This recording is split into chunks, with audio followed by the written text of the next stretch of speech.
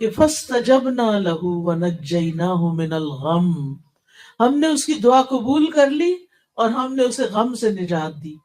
تو اس سے یہ پتہ چلتا ہے کہ جب ہم آیت کریمہ پڑھتے ہیں لا الہ الا انت سبحانک انی کنت من الظالمین، اللہ کے سوا کوئی عبادت کے لائق نہیں، اے اللہ تو پاک ہے، میں یقیناً ظالموں میں سے، قصور میرا اپنا ہے، گناہ میرے اپنے ہیں، غلطیاں میری ہیں۔ جب انسان اپنی غلطی کا اعتراف کرتا ہے تو اللہ تعالیٰ اس سے بڑا خوش ہوتا ہے، کیونکہ شیطان نے تکبر کیا تھا، ابا، انکار کیا، واستکبرا، اور تکبر کیا، وکان من الکافرین، اور وہ کافروں میں سے ہو گیا۔ تو جب انسان اللہ کے حکم سے انکار کرتا ہے اور تکبر کرتا ہے کہ میں بڑی چیز ہوں اور اللہ کا حکم نہیں مانتا، تو پھر اللہ تعالیٰ کی ناراضگی آتی ہے۔ شیطان انسان کا دشمن ہے، شیطان انسان کے پیچھے لگا رہتا ہے اور وہ اس کے دل میں طرح طرح کے خیالات ڈالتا ہے، وسوسے ڈالتا ہے، اور کبھی کبھی اس کو ایسی باتیں سجاتا ہے، اللہ نے تمہارے لیے کیا کیا، تمہاری تو کوئی دعا ہی قبول نہیں ہوتی، کوئی فائدہ نہیں اللہ تعالیٰ کو پکارنے کا، جاؤ کسی اور کے پاس۔ لیکن ہم دیکھتے ہیں کہ کس طرح اللہ سبحانہ تعالیٰ نے اس دعا کی بدولت یونس علیہ السلام کو معاف فرما دیا اور یونس علیہ السلام کو غم سے نجات دی، اور ساتھ ہی خوشخبری دی کہ اور سارے مومنوں کو بھی ہم ایسے ہی نجات دیتے ہیں۔ یعنی مطلب کیا تھا کہ اگر کوئی شخص کسی تکلیف اور غم اور مصیبت کے وقت یہ دعا پڑھتا ہے تو اللہ تعالیٰ اس کی تکلیف کو دور کر دیتے ہیں۔ سب کو آتا ہے یہ آیت کریمہ؟ سنائے مجھے۔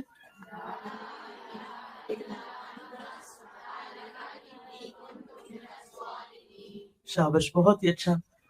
تو اس سے کیا پتہ چلتا ہے کہ جب دل پہ بوجھ آئے، جب دل پہ غم آئے، جب کوئی فکر آئے، جب دل اداس ہو، جب دل پریشان ہو، تو کیا کریں؟ یہ آیت کریمہ پڑھیں، تسبیح پڑھیں۔ تسبیح غموں کا علاج ہے۔ آپ دیکھیں یہاں بھی وہ کیا کہتے ہیں، سبحانک، تو پاک ہے اللہ، تیرا کوئی قصور نہیں، غلطی میری اپنی ہے، تو پاک ہے، تو ظلم نہیں کرتا، تو کسی پہ زیادتی نہیں کرتا، تو سب کا مولا ہے، تو سب پہ رحم فرماتا ہے، غلطی میری اپنی۔ آپ دیکھیں کہ آدم علیہ السلام نے جب شیطان کے بہکاوے میں آ کے اس درخت کا پھل کھا لیا تھا جسے منع کیا گیا تھا، تو پھر کیا ہوا؟ اللہ تعالیٰ ناراض ہو گئے۔ انہوں نے اللہ تعالیٰ کو کیسے منایا؟ ربنا ظلمنا انفسنا وان لم تغفر لنا وترحمنا لنکونن من الخاسرین۔ آپ تو سب پڑھے لکھے ہیں ماشاءاللہ، بہت ہی خوشی ہو رہی ہے مجھے کہ آپ کو اتنی دعائیں آتی ہیں اور ضروری دعائیں آتی ہیں۔ اس دعا کا بھی مطلب کیا ہے کہ اے ہمارے رب، ہم نے اپنی جان پہ ظلم کیا، اگر تو نہیں بخشے گا اور تو رحم نہیں فرمائے گا ہمارا تو بڑا نقصان ہو جائے گا۔ تو اپنی غلطی مان لینا، اپنے گناہوں پہ توبہ کر لینا، اپنے کسی قصور کو یاد کر کے رو دینا، یہ اللہ تعالیٰ کی رحمت لاتا ہے اور دعائیں جلدی قبول ہوتی ہیں۔ اچھا، ہمارا عام طور پر رواج یہ ہے کہ جب کوئی تکلیف آتی ہے تو ہم لوگوں کو کہتے ہیں مجھے پڑھ کے دے دو۔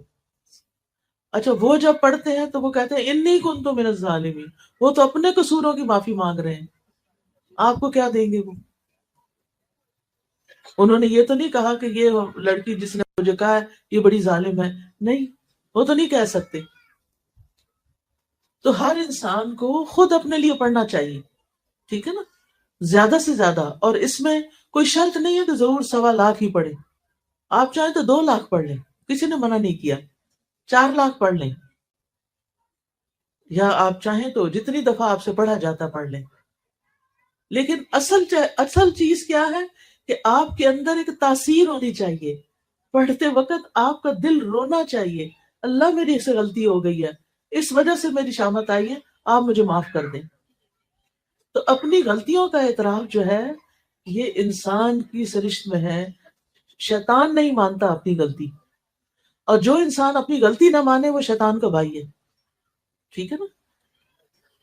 اب ہمیں دوسروں کو تو ہم نہیں منوا سکتے، لیکن ہم اپنی اپنی فکر تو کر سکتے ہیں نا، اپنی مشکلات سے تو نکلنے کے لیے یہ وظیفہ کر سکتے ہیں اور کرتے رہنا چاہیے۔ تو اس آیت سے یہ بات پتہ چلتی ہے کہ تسبیح کرنا، لا الہ الا اللہ پڑھنا، اس میں دو چیزیں پڑھی ہیں انہوں نے، لا الہ الا انت، ویسے ہم وہ دوسرے لفظوں میں ہم کہتے ہیں لا الہ الا اللہ، اس لیے غم کا علاج لا الہ الا اللہ میں، اللہ کے سوا کوئی عبادت کے لائق نہیں۔ جب کبھی دل بوجھل ہو، کثرت سے پڑھے لا الہ الا اللہ، لا الہ الا اللہ، لا الہ الا اللہ، آپ دیکھیں گے تھوڑی دیر کے بعد آپ کا دل ہلکا ہونے لگے۔ اور دوسرا انی کنت من الظالمین، سبحانک، دوسرا ہے سبحانک، تو پاک ہے۔ تو اس میں ہم کیسے پڑھ سکتے ہیں؟ سبحان اللہ، سبحان اللہ، سبحان اللہ۔ ایک دفعہ سبحان اللہ کہنے سے زمین اور آسمان کے بیچ کی فضا بھر جاتی ہے، اتنا بڑا کلمہ ہے یہ۔ ایک دفعہ الحمدللہ کہنے سے میزان بھر جاتا ہے، اتنے وزنی ہے یہ کلمات۔ اللہ کا ذکر بہت بڑی چیز ہے، معمولی چیز نہیں ہے۔ وَلَذِكْرُ اللَّهِ اکبر، اس لیے ہمیں کثرت سے اللہ کو پکارنا چاہیے، اور جو اللہ کو پکارتا رہتا ہے، الا بذکر اللہ تطمئن القلوب، خبردار، اللہ کے ذکر سے دلوں کو اطمینان آ جاتا ہے۔ لیکن ہم اکثر یہ بھول جاتے ہیں، ہم بھول جاتے ہیں کہ اللہ کے ذکر میں اطمینان ہے، اللہ کے ذکر میں سکون ہے۔ تو اللہ سبحانہ تعالیٰ کو ہر حال میں یاد کرتے رہے، اور تسبیح پڑھتے رہیں، اور لا الہ الا اللہ توحید کا اقرار کرتے رہیں۔ اس دعا کے بارے میں نبی صلی اللہ علیہ وسلم نے فرمایا، یونس علیہ السلام ذوالنون کی دعا جب وہ مچھلی کے پیٹ میں تھے، یعنی لا الہ الا انت سبحانک انی کنت من الظالمین، جب بھی کوئی مسلمان کسی معاملے میں ان الفاظ کے ساتھ اپنے رب سے دعا کرے، اس کی دعا ضرور قبول ہوگی۔ یعنی اگر آپ کی کوئی اور دعائیں بھی ہیں، کوئی حاجتیں ہیں، تو یہ تسبیح پڑھ کے ایک دفعہ پڑھے، دو دفعہ پڑھے، تین دفعہ، پانچ دفعہ، جتنا آپ کے پاس ٹائم ہے، یا دعا مانگنے سے پہلے آپ پڑھ لیں اور پھر اپنی دعا کریں۔ بچوں کے ایگزامز ہیں، یا کوئی جاب کا مسئلہ ہے، یا کاروبار کا مسئلہ ہے، یا کوئی بیمار ہے، یا کوئی دکھی ہے، پریشان ہے، تو آپ کیا کریں؟ دعا کریں، اپنے لیے بھی کریں، دوسروں کے لیے بھی کریں۔ مسلمان کی دعا مسلمان کے حق میں قبول ہوتی ہے، اور اس کے لیے فرشتہ دعا کرتا ہے، یا اللہ اس کو بھی یہی عطا فرما۔ اسی طرح رسول اللہ صلی اللہ علیہ وسلم نے فرمایا، کیا میں تمہیں ایسی چیز نہ بتا دوں کہ جب تم میں سے کسی آدمی کو کوئی رنج و الم ہو، دنیا کی آزمائشوں میں سے کوئی آزمائش آ جائے، اور وہ اس دعا کو پڑھے تو اس کی تکلیف دور ہو جائے گی؟ تو آپ سے کہا گیا کیوں نہیں؟ آپ نے فرمایا وہ مچھلی والے کی دعا ہے، لا الہ الا انت سبحانک انی کنت من الظالمین۔ اس دعا کو دعائے کرب کہا جاتا ہے، یعنی کرب و بلا کے وقت یہ دعا پڑھی جائے۔ اس دعا میں نا چار چیزوں کو وسیلہ بنایا گیا ہے، ایک توحید کو، ایک تسبیح کو کہ اللہ ہر عیب سے پاک ہے، اور پھر اپنی عبادت کے اقرار کو، اور اپنی غلطیوں کے اعتراف کو۔ یہ چار چیزیں ہیں خاص اس دعا کے اندر، جس کی وجہ سے دعا کی قبولیت ہوتی ہے۔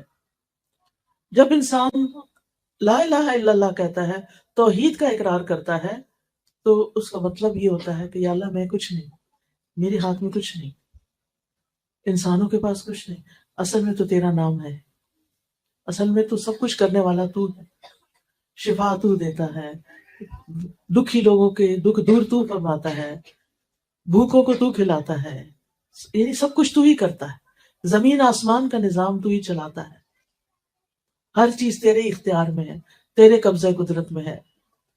تو جب ہم یہ اقرار کرتے ہیں تو پھر اس کے نتیجے میں اللہ تعالیٰ ہم سے راضی ہوتا ہے، کیونکہ اللہ تعالیٰ سب سے بڑا ہے، اور اللہ تعالیٰ کو یہ پسند ہے کہ بندے اس کی بڑائی کا اظہار کریں۔ پھر اللہ تعالیٰ ہر عیب اور ہر نقص سے پاک ہے، اور جب ہم یہ یقین کر لیتے ہیں نا، تو پھر ہمارے دل میں اللہ تعالیٰ کے لیے بدگمانی نہیں آتی، پھر بندہ اللہ سے ناراض نہیں ہوتا۔ کئی لوگوں کو دیکھا گیا ہے، اگر ان کا مسئلہ حل نہ ہوتا نماز ہی چھوڑ دیتے ہیں۔ توبہ توبہ، اس سے توبہ کرنی چاہیے، کبھی بھی اللہ تعالیٰ کے ساتھ ضد نہیں لگانی چاہیے۔ کیا کوئی اللہ سے جیت سکتا ہے؟ کوئی اللہ کو ہرا سکتا ہے؟ ہرگز بھی نہیں، کبھی بھی نہیں ہو سکتا۔ اس لیے اپنی یعنی اپنی غلطیوں کو دیکھنا چاہیے، اللہ تعالیٰ سے بدگمان نہیں ہونا چاہیے۔ بعض اوقات ایسا ہوتا ہے کہ ہماری زندگی میں کوئی ایسی چیز آ جاتی ہے جو ہمیں بڑی ناپسند ہوتی ہے، مثلاً کسی لڑکی کی شادی کسی ایسی جگہ ہو گئی کہ اس کے سسرال اس کو پسند نہیں ہے، کسی کو اپنا شوہر پسند نہیں، کسی کے لیے کوئی اور مشکل کھڑی ہو گئی، ایسی چیزیں زندگی میں ہوتی رہتی ہیں نا۔ پھر انسان کہتا ہے اب میں کیا کروں، کس طرح اس مسئلے سے نکلوں، کیا کروں، کیسے کروں؟ لیکن جب وہ یہ دیکھتا ہے کہ اللہ تعالیٰ فرماتے ہیں قرآن مجید میں عَسَىٰ أَن تَكْرَهُوا شَيْئًا وَيَجْعَلَ اللَّهُ فِيهِ خَيْرًا كَثِيرًا، ہو سکتا ہے ایک چیز تمہیں سخت ناپسند ہو اور اللہ تعالیٰ اس میں بہت بڑی خیر ڈال دے۔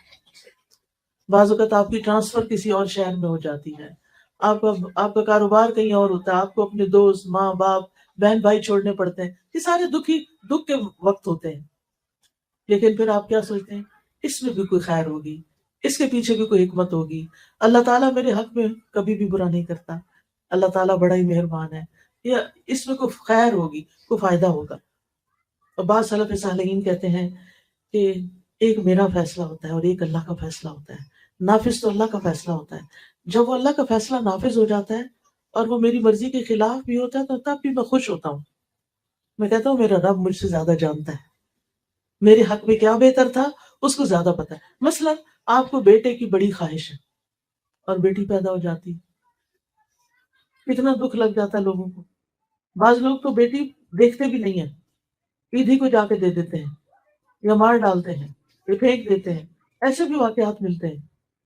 یا بیوی کو گھر سے نکال دیتے ہیں حالانکہ اس میں بیوی کا کوئی قصور نہیں، وہ تو اللہ کا فیصلہ ہے نا، جس کو چاہے بیٹے دے، جس کو چاہے بیٹیاں دے، جس کو چاہے دونوں دے، جس کو چاہے کچھ بھی نہ دے، یہ تو اللہ کا فیصلہ ہے، یہ تو اس کو پتا ہے کہ کس کے ساتھ کیسا معاملہ کرنا ہے۔ بندے کا کام کیا ہے کہ اللہ کے فیصلوں پہ راضی ہو جائے، یہ سوچ کے کہ اللہ زیادہ علم والا ہے، اللہ کی حکمت زیادہ ہے، اگر مجھے نہیں پتا تو یہ میری اپنی عقل کا قصور ہے کیونکہ میری عقل چھوٹی ہے۔